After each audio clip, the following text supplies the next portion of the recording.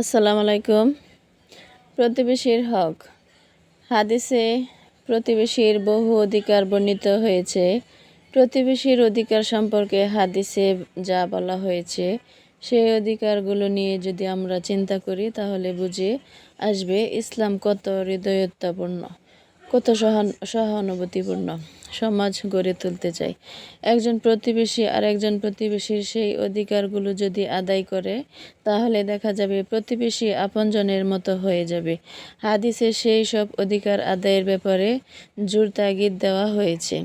একটা হাদিসে রাসূল সাল্লাল্লাহু বলেছেন, কেউ মুমিন হয়ে থাকলে সে যেন প্রতিবেশীর অধিকার আদায় করে। অন্য এক হাদিসে বলা হয়েছে, প্রতিবেশীর অধিকার আদায় করো তাহলে মুমিন হতে পারবে। এ হাদিস থেকে বোঝা গেল প্রতিবেশীর অধিকার ঠিকমতো আদায় না করলে সে মুমিন হতে পারবে না, অর্থাৎ খাঁটি মুমিন বা পূর্ণাঙ্গ মুমিন হতে পারবে না। মুমিন হিসেবে একজন মানুষের অনেক কিছু করণীয় আছে, সেই সবগুলো যদি সে না করে তাহলে সে পূর্ণাঙ্গ মুমিন হতে পারবে না। প্রতিবেশীর অধিকার আদায় করাও সেই করণীয় বিষয়সমূহের অন্তর্ভুক্ত। কাজেই প্রতিবেশীর অধিকার আদায় না করলে সে কিভাবে পূর্ণাঙ্গ মুমিন হতে পারবে? এই হাদিসগুলোতে প্রতিবেশীর অধিকার আদায় করার গুরুত্ব বোঝানো হয়েছে।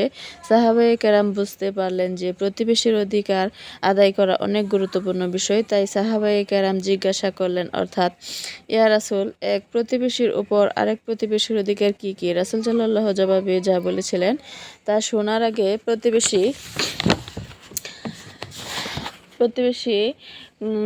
বলা হয় তা শুনুন। এক রেওয়াতের বর্ণনা অনুযায়ী বাড়ির চতুর্দিকে 40 ঘর পর্যন্ত সকলেই প্রতিবেশী। 3 ধরনের প্রতিবেশী আছে। কিছু প্রতিবেশী আছে যারা প্রতিবেশীও আবার আত্মীয় স্বজনও, তাদের অধিকার ডবল। আত্মীয় হিসেবেও তাদের অধিকার রয়েছে, আবার প্রতিবেশী হিসেবেও অধিকার রয়েছে। আর এক ধরনের প্রতিবেশী হলো যারা আত্মীয় নয়, শুধু পাশাপাশি অবস্থানকারী হিসেবে প্রতিবেশী।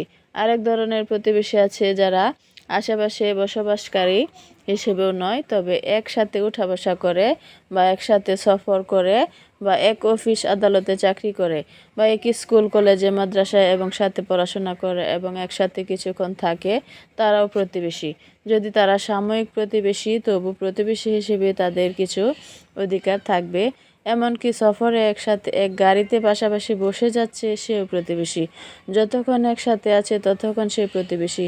যা হোক, যেরকম প্রতিবেশী হোক, প্রতিবেশীর অধিকার কী সে সম্পর্কে সাহাবায়ে কেরাম রাসূল সাল্লাল্লাহুকে জিজ্ঞেস করেছিলেন। রাসূল সাল্লাল্লাহু উত্তরে বলেছিলেন, প্রতিবেশী যদি ঠেকায় পড়ে তোমার কাছে ঋণ চায় তাহলে তাকে ঋণ দিবে, অস্বীকার করবে না। শুধু ঋণ নয়, যে কোনো ব্যাপারে তোমার কাছে সহযোগিতা চাইলে তার সহযোগিতা তুমি এগিয়ে আসবে। এটা শুধুমাত্র প্রতিবেশীর অধিকার নয়, সমস্ত মুসলমানদের অধিকার বলা হয়েছে। যে কোনো মুসলমান ঠেকায় পড়লে অন্য মুসলমানরা তাকে উদ্ধার করার জন্য এগিয়ে আসবে। কোনো মুসলমানের উপর জুলুম হচ্ছে, আরেকজন মুসলমানের যতটুকু সাধ্য তার সাহায্য এগিয়ে আসবে।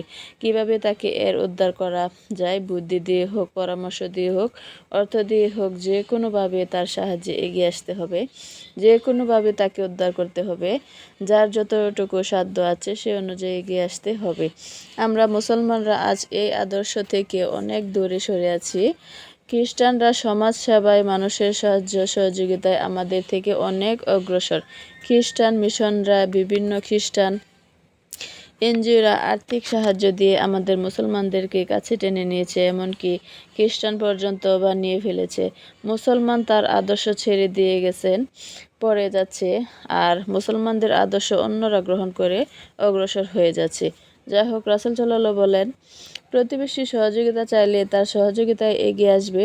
আর তারপর তিনি বললেন, প্রতিবেশী অভাবে